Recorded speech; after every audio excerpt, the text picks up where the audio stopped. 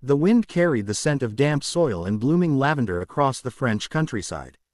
For most, the little village of Montrevel seemed ordinary, a scatter of cottages, a church bell that tolled twice a day, and endless fields of wheat swaying under the gray skies of war. But for those who truly looked, there was something extraordinary hidden beneath the rhythm of the land. At the heart of it all stood a woman named Elise Dufour, whose hands tended both the earth and the fate of those fighting for freedom. Before the war, Elise had been known for her gardens, rows of vegetables and sunflowers that painted her small farm with color. She was a widow, her husband lost to pneumonia years before the German invasion. Her days were simple, spent tending to her animals and selling produce at the market. When war came to France in 1940, Elise's world shrank. German soldiers occupied her town, setting up checkpoints and taking control of everything from grain supplies to mail routes. But beneath her quiet demeanor and weathered face was a fire that no uniform could extinguish. The resistance had begun to grow in whispers. Flyers circulated in secret. Radios spoke of free France, of hope beyond the occupation. Elise listened in the dark, her face lit only by the glow of a kerosene lamp. She had no weapon, no military training, but she had land, and land, she realized, could be more powerful than any gun. It began with a single act of defiance. One night, Elise found a young British pilot hiding near her barn. His plane had been shot down, and his leg was badly injured. The Germans were searching the fields, and he had nowhere to go. She dragged him into the cellar beneath her kitchen, where she stored potatoes and apples for winter. For 3 days, she fed him, tended his wound, and prayed no one would notice the extra smoke from her chimney. When a contact from the local resistance arrived to guide the pilot toward safety, Elise felt something awaken in her heart. She realized her farm could be more than a livelihood, it could be a sanctuary. From then on, her fields became a network of secrets.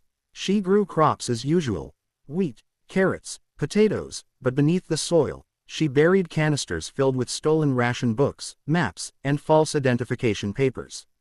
The old barn, with its creaking rafters and hayloft, concealed a radio transmitter hidden behind a stack of feed sacks. At night, when the soldiers patrolled the village, Elise and a young mechanic named Luke broadcast coded messages to nearby resistance cells. The Germans visited often, sometimes demanding food for their garrison. Elise always obliged with a forced smile, handing over baskets of eggs and bread while her heart pounded in her chest. Once, a German officer remarked on how well kept her farm was despite the war. "A French woman who knows her duty," he said, tipping his cap.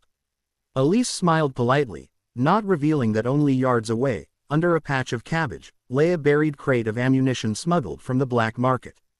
Life under occupation was a constant balance between courage and caution. Every day, Elise risked her life for the resistance. Every night, she looked at the stars and wondered how many of her neighbors might betray her if they knew. The Gestapo had agents everywhere. People disappeared for less than what she was doing. Yet she kept going. Not for glory, but for the simple belief that freedom, like the seeds she planted each spring, must be tended carefully, even when the frost threatened to kill it. One cold evening in 1943, Elise received word that 3 resistance fighters were on the run after sabotaging a German supply train. They needed a place to hide for 2 days before moving on. Without hesitation, Elise cleared a space in her barn, burying the evidence of their presence beneath bales of hay and bags of flour. That night, the men arrived, exhausted, filthy, and half-starved. She fed them soup, gave them blankets, and listened to their stories. They spoke of bridges blown up, trains derailed, and small victories that reminded them the Germans were not invincible. But the next morning, a column of German trucks rolled into Montrevel. Someone had tipped them off about resistance activity in the area. Soldiers began searching homes. Elise's heart froze as she saw them approaching her gate. She quickly hid the men in the underground cellar, covering the entrance with a wooden board and a layer of hay. When the soldiers burst into her farmhouse, she greeted them calmly, her hands covered in flour as she pretended to knead dough. They ransacked her house, tore open cupboards, and overturned barrels. A young soldier kicked open the door to the cellar but saw only vegetables and jars of preserves.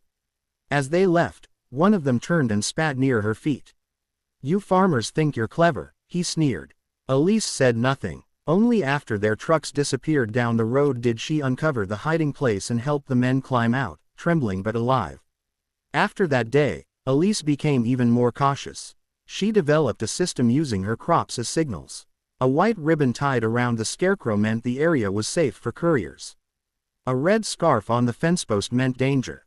It was a silent language between her and the resistance, invisible to the enemy but as clear as sunlight to those who knew where to look. As the war dragged on, food grew scarce.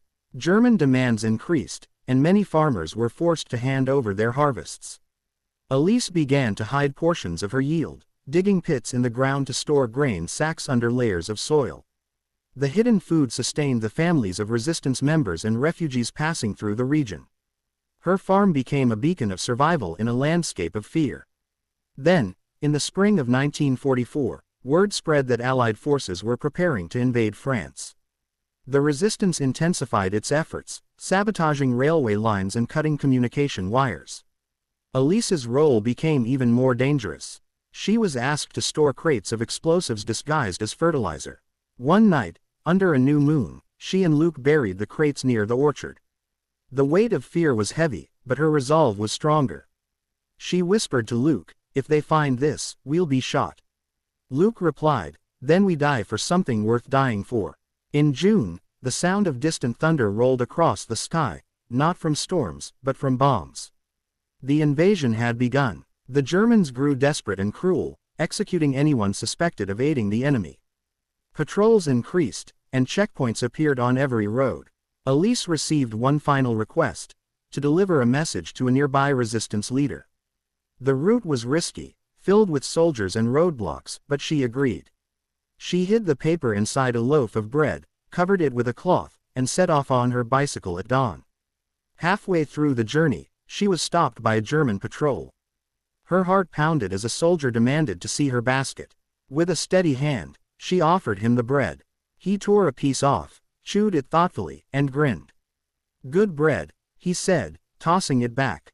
She forced a smile, nodded, and pedaled away, her legs trembling. The message reached its destination, and within days, the resistance launched a coordinated strike that disrupted German reinforcements heading toward Normandy. But the cost of courage was never cheap. Weeks later, the Gestapo returned to Montrevel. Someone had betrayed her. Elise was arrested and taken to the local command post. They interrogated her for hours, accusing her of helping the resistance. She denied everything, her voice calm, her eyes unwavering. They searched her farm again, but by some miracle, or perhaps fate, they found nothing. With no proof, they released her, though she knew she was now being watched. Even under surveillance, Elise continued her work, more carefully than ever. She smuggled food to hidden fighters, passed coded messages through her produce deliveries, and tended her fields as if nothing had changed. When liberation finally came in 1945, and the tricolor flag once again flew above Montrevel, Elise stood in her garden with tears in her eyes.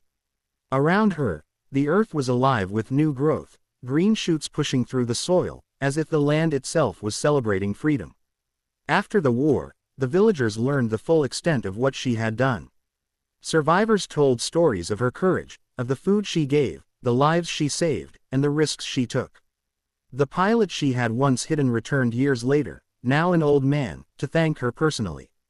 "You saved me," he said, his voice breaking. "You saved many." Elise only smiled and replied, "I just planted what I could." The rest grew on its own. Elise never sought recognition. She continued farming, her hands still rough from the soil, her heart still steady as ever.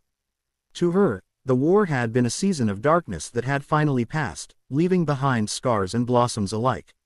Her story became legend in the village, a tale told to children about the woman who fought not with guns, but with courage, kindness, and the stubborn will to keep planting hope even when the world seemed barren.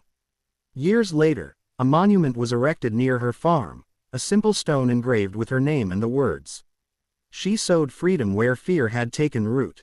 The fields of Montrevel still bloom every spring. Travelers passing through often pause by the monument, unaware that beneath those rolling hills once lay buried secrets of defiance. They see only beauty, not the courage that made it possible. But if you listen closely, when the wind sweeps through the wheat, it almost sounds like a whisper, a soft voice saying, "Keep planting." Because freedom, like a seed, never dies. It waits, buried deep in the soil of human spirit, until someone brave enough dares to make it grow again.